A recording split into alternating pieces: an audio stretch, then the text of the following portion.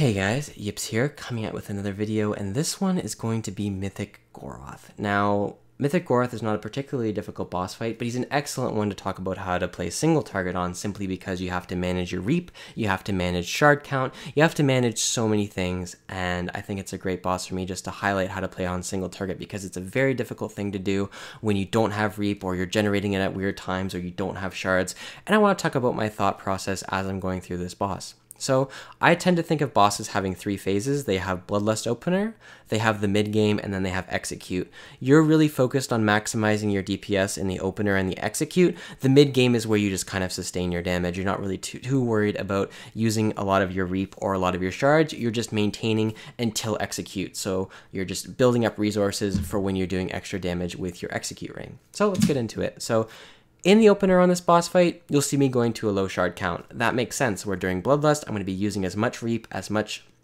shards as I can.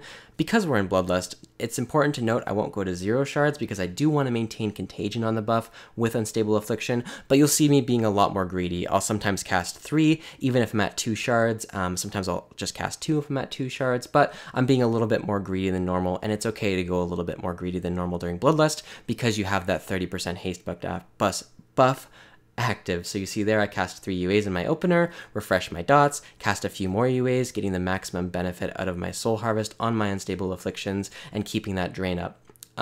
It's important to note here, you do not want to go to 0 shards. I've emphasized that before. Do not go to 0 shards. You want to maintain that contagion with the drain on the boss. So you see here I'll go down to 2 shards and I'll go down to 1.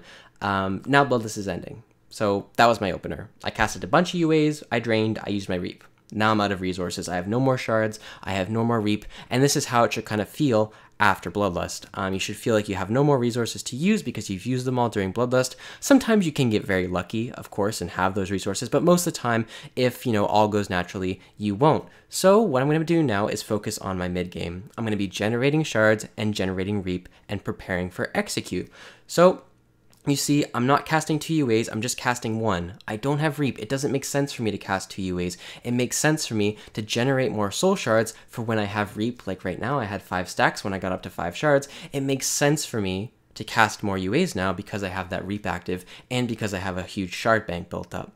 My soul harvest is going to be coming off cooldown soon, so I'm thinking about that in the back of my head. I'm thinking, okay, I have soul harvest coming up. I probably want to be saving reap for that, but look at the boss HP. Mythic Goroth only has 1.9 billion HP left.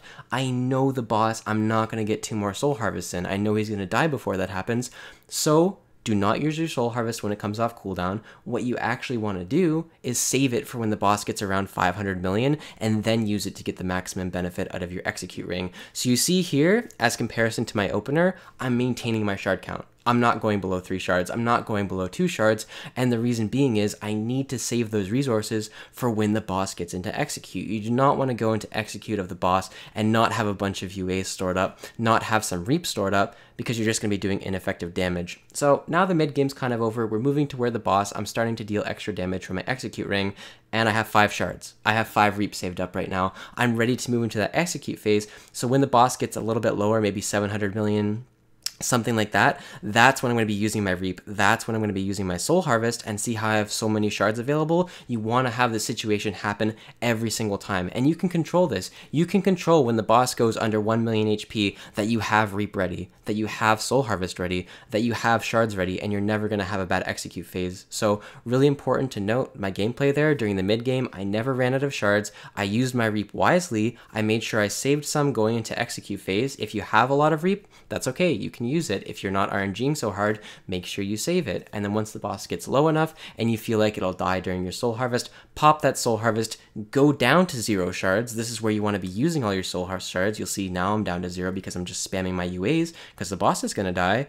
And that's how you want to be playing on single target. There's the opener, the mid game, and the end game. And then in between that, you have to think about things like movement, mana, and refreshing your dots properly. And honestly, if you can master that and you can get that kind of 3-stage single target into your game, you're going to be playing a lot better, and hopefully this has helped you guys out a lot learning how to play on single target. If you guys want to watch the clip, you can go to my Twitch and see the clip there, or you can just replay this with no volume and just kind of watch my character, because I was talking over this, you're probably listening to me, not focusing too much on my actual abilities, but I encourage you kind of to go back, look at all of this, and make sure you guys really understand how I'm moving, how I'm using my mana, and all that good stuff. So thanks for watching. I hope you guys enjoyed this video. I hope it helps you out learning how to play better on single target, and I'll see you guys next time.